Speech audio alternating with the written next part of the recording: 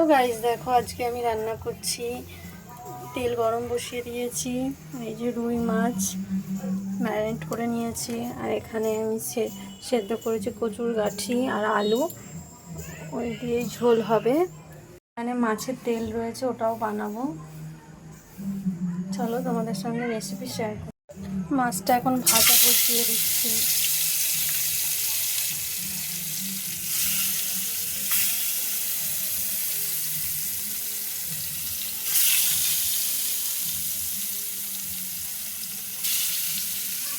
মাছটা ভাজা হয়ে গাইস, লাল লাল করে মাছ ভাজা হয়ে গেছে।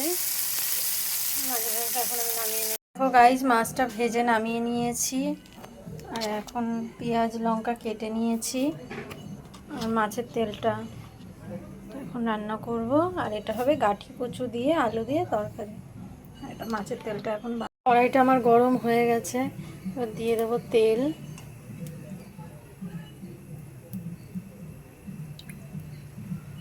এখন পেঁয়াজ আর লঙ্কাটা দিয়ে দেবো, একটু ভেজে নেবো।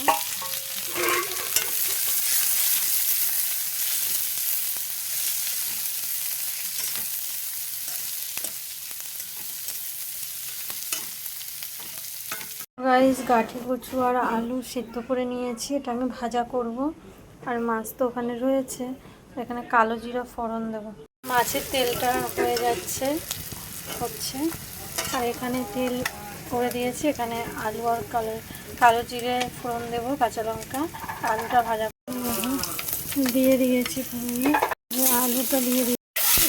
কচুর গাঠির মাছ দিয়ে তরকারি হেভি টেস্টি, কে কে খেয়েছেন কমেন্ট করে জানাবেন। আলু ভাজা হয়ে গেছে, আমি এখন জল দিয়ে দিয়েছি। এর মধ্যে কিছুই মশলা দিইনি, শুধু হলুদ আর নুন দিয়েছি। দেখো গাইস, কচুর গাঠিটা একটু পরে দেবো। আলু আর কচুর গাঠিটা, আলুটা দিয়ে দিয়েছি, কচুর গাঠিটা একটু পরে দেবো। দেখো গাইস, আমি কচুর গাঠি বলে তো কি মুখি বলে জানি না ঠিক, আমি ওটা দিয়ে দিয়েছি তরকারিতে। এখন ঝোলটা ফুটবে, তারপরে মাছগুলো দেবো। দেখো ঝোলটা ফুটছে, আলু আর কচুর মুখি কালো জিরে সোমবার দিয়ে তরকারি, ঝোলটা ফুটছে। আরও ফুটে গেলে তারপরে আমি মাছ দিয়ে দেবো। আমি মাছ দিয়ে দিয়েছি, ঝোলটা একটু ফুটে গেলে তারপর নামিয়ে নেব। কে কে কচুর মুখি দিয়ে মাছ দিয়ে আলু দিয়ে খেয়েছো আমাকে কমেন্ট করে জানাবে। গাইস, আমার কমপ্লিট হয়ে গেছে, তরকারি রেডি হয়ে গেছে, আমি নামিয়েও দিয়েছি। গাইস, এই যে মাছের তরকারি রেডি, কচুর মুখি দিয়ে ঝোল, আলু দিয়ে, আর কালকের এই মূলো আলু ভাজা, এখানে শসা স্যালাডে, আর এটা হচ্ছে মাছের তেল। চলো এইটুকু আজকের জন্যে।